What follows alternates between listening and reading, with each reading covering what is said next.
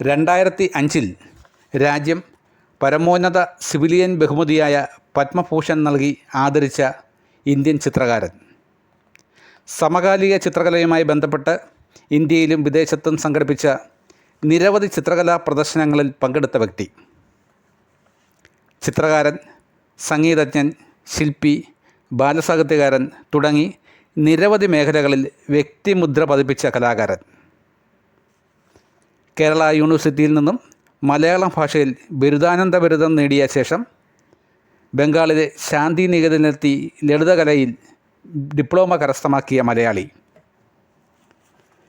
തിരുവനന്തപുരം ജില്ലയിൽ ആറ്റിങ്ങൽ ദേശത്ത് അച്യുതൻ നായരുടെയും ഭാർഗവി അമ്മയുടെയും മകനായി ജനിച്ച അച്യുതൻ രാമചന്ദ്രൻ നായർ എന്ന എ. രാമചന്ദ്രൻ ഇന്ന് ഇന്ത്യൻ ചിത്രകലാ ചരിത്രത്തിലെ ഒരു തിളങ്ങുന്ന അധ്യായമാണ്.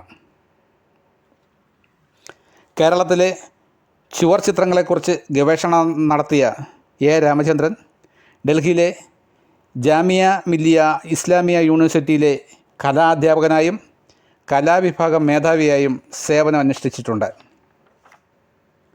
യയാതി, ഉർവശി, ന്യൂക്ലിയർ രാഗിണി തുടങ്ങിയ ചിത്ര പരമ്പരകളാണ് എ. രാമചന്ദ്രൻ എന്ന ചിത്രകാരനെ പ്രശസ്തനാക്കിയത്.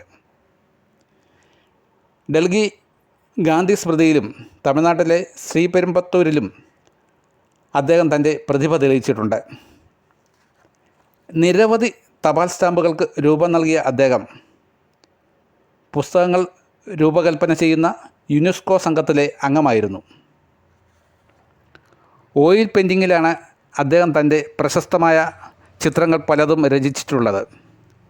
നിറങ്ങളുടെ ഉത്സവമായ ആ ചിത്രങ്ങളിൽ ഇന്ത്യൻ മിത്തുകൾ ഉൾക്കൊള്ളിക്കാൻ അദ്ദേഹം സദാ ശ്രദ്ധാലുവായിരുന്നു.